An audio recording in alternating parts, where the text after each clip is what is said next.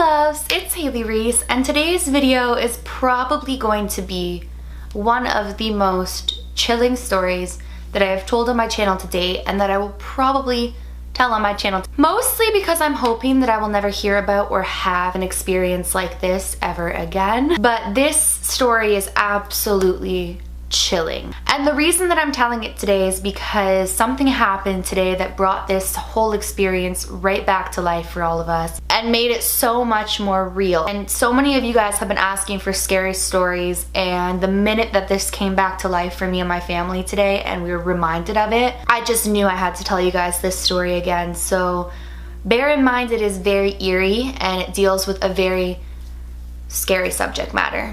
Before I start this story, I just want to take a little bit of a disclaimer and let you guys know that this story does have a lot to do with religion. It has a lot to do with God and the devil and a very religious subject matter.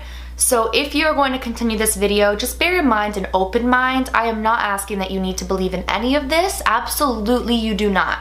But if you're going to proceed with this video, just bear in mind that it does deal with religious content, and if that is something that offends you, then it's probably not the video for you. I just want to say, if you are new to my channel, hello, my name is Haley. I apologize that we are meeting on such creepy, eerie circumstances, but if you do enjoy today's video and you enjoy some of my other videos, I would really appreciate it from the bottom of my heart if you would go ahead and click that subscribe button. I post a ton of videos and they deal with some really interesting subjects, and I have some really awesome content coming up. So if you do enjoy it and you would like to join our Reese's Pieces family, please go ahead and click that subscribe button. So today's story revolves around my grandma's sister's husband. I know that's a little bit confusing, but he is my great uncle, so to say, as I call my grandma's sister my great aunt. He would be my mom's uncle. And I feel like really in order to understand what he's about to go through, you kind of have to understand him as a person. So I'm not going to name him in this video just because he's a very private person, and I feel like it would be disrespectful to both him and my aunt, who are allowing me to share this story with you guys, to be giving out his information. So I'm gonna leave him nameless, but he is one of the most quiet yet caring individuals I have ever met. He is compassionate, caring, loving, giving. He would literally give you the shirt off of his back. He is just this type of person. And he was incredible friends with my grandfather. For those of you who don't know, my grandpa passed away several years ago to cancer, and I was extremely close with him, and I was and am extremely close with my grandma. And my uncle, who this story is based around, was also extremely close with my grandfather. They would go on vacation together multiple times a year. Anytime either one on either side needed help for each other, they were the first ones there. They had such a nice, incredible bond, and I feel like my grandpa was very lucky to have him as a friend. Even though they were technically family, as my uncle was married to my grandma's sister, my grandpa was married to my grandma, they were technically family, but I feel like my grandpa was very blessed and fortunate to have him as a friend. Now, I don't really know this uncle's religious viewpoints. It's not really something that we've ever talked about. I mean, every time that I've ever went over there, we've talked the regular how's work, how's life, how's this, how's that, and just like regular conversating, so we've never really gotten to the religious talk. But I know that my grandma and her sisters are very religious and they have their own spiritual beliefs, as you guys know from my previous videos with my grandma. But I don't know exactly whether or not he was a firm believer in God or the devil, but I know for a fact he had very strong principles and morals and treated everybody with nothing but love and respect, and had an incredible vibration. This story takes place around the time when my grandpa was extremely sick, and this was devastating for all of us because my grandpa, I'm not even just saying this, you guys, I know a lot of people will say this about their deceased loved ones, but my grandpa was the most, I'm gonna get emotional, incredible man in the entire world. He is everything that I would love to be in a person, in the way that he is so selfless and loving and such a man of God, without even like preaching God ever. He was never like that. He was just such an example of what a man should be, and what a father should be, and what a grandfather should be, and what a human being should be. And my grandpa was so dearly loved by so many people. When he passed away and we had his celebration of life, it was so crazy because so many people showed up that we had never even met before, who had stories to tell of how my grandpa had changed their lives for the better and how he was so greatly missed. So this needs to be understood by you guys for you to understand how crazy it was when my uncle was presented with the devil.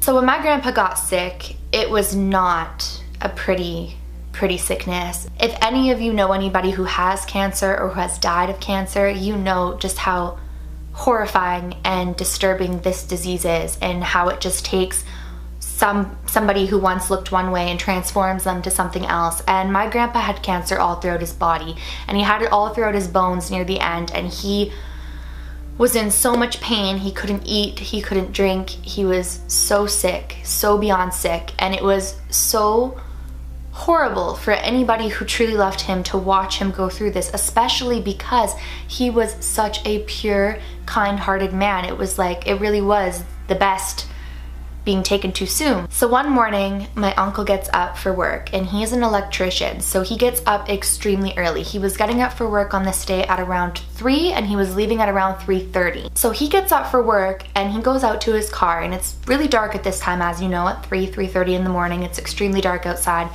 And he opens up his driver's side, gets into his car, and starts the car.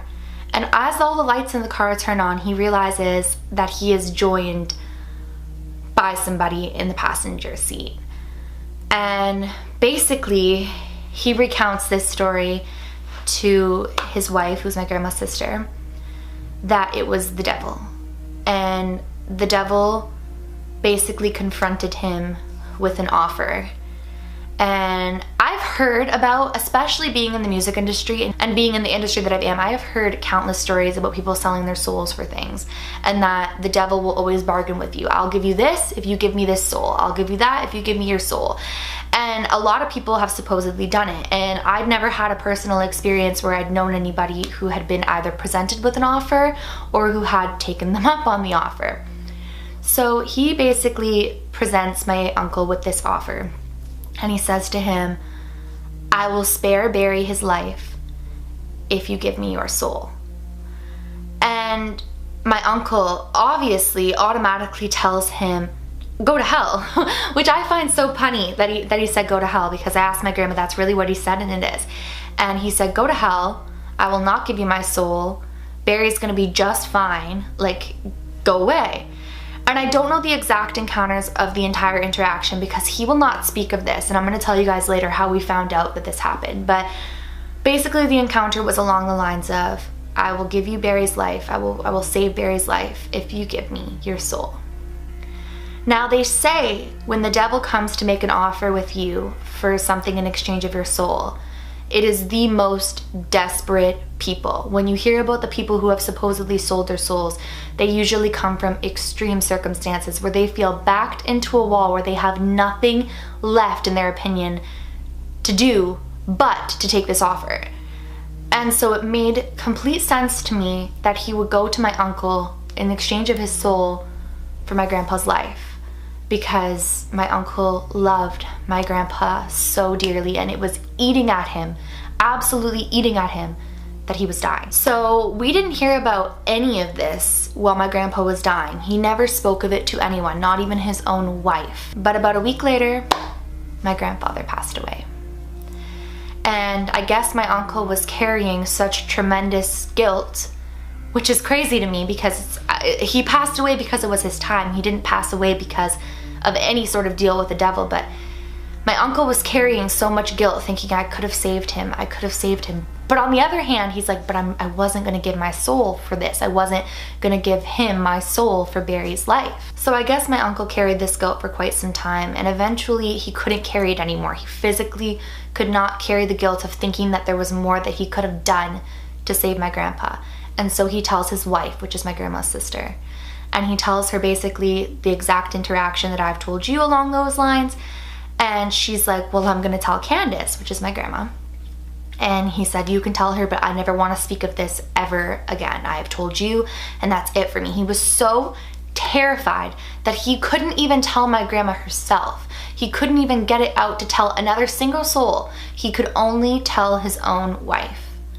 So the next time that my grandma sees her sister, she tells her, and my grandma breaks down crying. And my grandma tells her, the devil is tricky.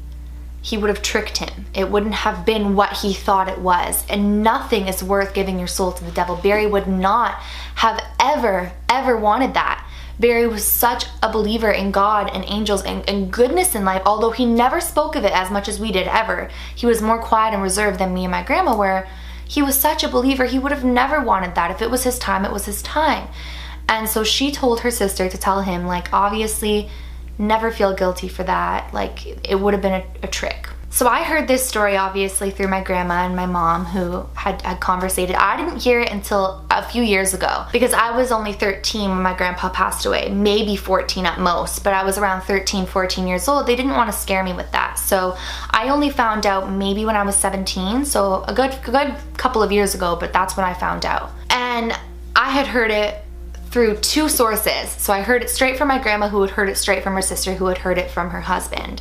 So I don't know the exact interaction word for word to share with you guys, but that is the gist of what happened. Now, we have forgotten all about this, or at least tried to, because I mean, the fact that someone that we love truly believes that the devil sat in his front seat of his car and offered a deal in exchange of my grandpa's saving of his life. We tried to really just like move on and let go of that and just pray and know that my grandpa's in the best hands, and the best thing that my uncle could have done was to not do that. It wasn't until today, and this is so terrifying and chilling and validating of what he said. It honestly shakes me up. But today my mom calls me and she tells me that last night her boyfriend, who by the way was not in the picture at this time that any of these stories were told, we have not talked about it.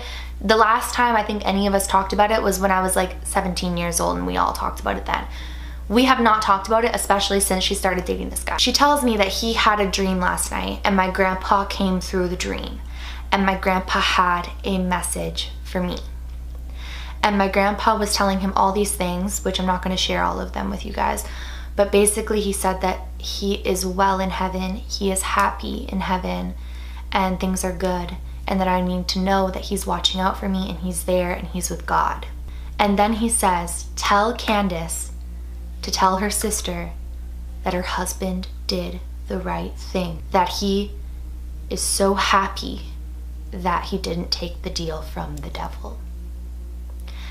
I'm starting to like sweat talking about this. It's honestly giving me such a panic attack. It also doesn't help that I'm telling this like when it's dark out and the sun just went down, and my only source of light is my ring light in front of me, so that doesn't help, and it's really giving me like honest anxiety.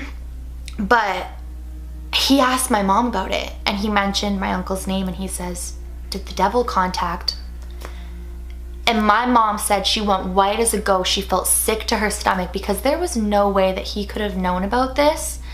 And for him to come through and say that my grandpa gave this message and said that my uncle did the right thing, it's just like, it's mind-blowing, and it makes what my uncle said so real. And not that we didn't think it was real, it's just, it's so easy to think like, you know, it was early in the morning. Could he have been, you know, imagining things? Could he have been so upset and lack of sleep from being so worried about my grandpa that he just thought this up? I don't know, but hearing this all these years later when we haven't talked about it for years from somebody who wasn't even in the family at that time just really gives me complete goosebumps. Honestly, you guys, at the end of the day, it comes back to what I tell you all the time.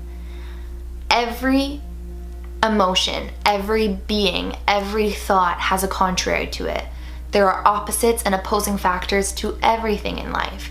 If you believe in God, you must believe in the devil. If you believe in angels, you must believe in demons. If you believe in good people, you must believe that there are bad people. There are opposing factors to everything. But we need to choose to be the good. What I take from this is the validation that there's always going to be temptation in times of struggle, in times of sadness and fear and scary situations in life, and we always need to choose what's right, even if it's so tempting or it's playing with your emotions. You need to try to choose what is right. I'm not telling you guys this story to scare you. I'm telling you this because it goes to show that with every good thing that exists that I truly do believe in, there are bad things that exist. And we need to choose to spread a message of love and light and positivity. And we also need to realize that these things are real and they're not to be joked about, and that I guess the devil really does try to make deals with people.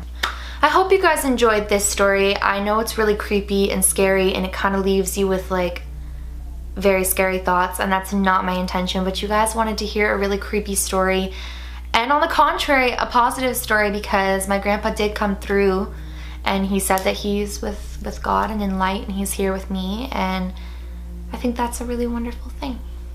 If you guys enjoyed today's story, please go ahead and click that subscribe button. I post a ton of videos. They're not all as creepy as this one, and I would really appreciate it if you do enjoy my videos, that you do click that subscribe button. We hit 40,000. Oh my god, I just screamed. Sorry. If you have headphones, I'm so sorry. We hit 40,000. Like, my mind is blown, you guys. I am so thankful. I love you all so much. This is like such an honor to have this family growing, truly from the bottom of my heart. Like, I couldn't be more appreciative, and I could not love each and every one of you more than I do right now, truly. And if you do enjoy today's video, please give this video a big thumbs up. Like I always say, it makes my heart super happy when you do that, and I really do appreciate it, so please do that. Remember, my loves, do all things with kindness. And until next time, love you!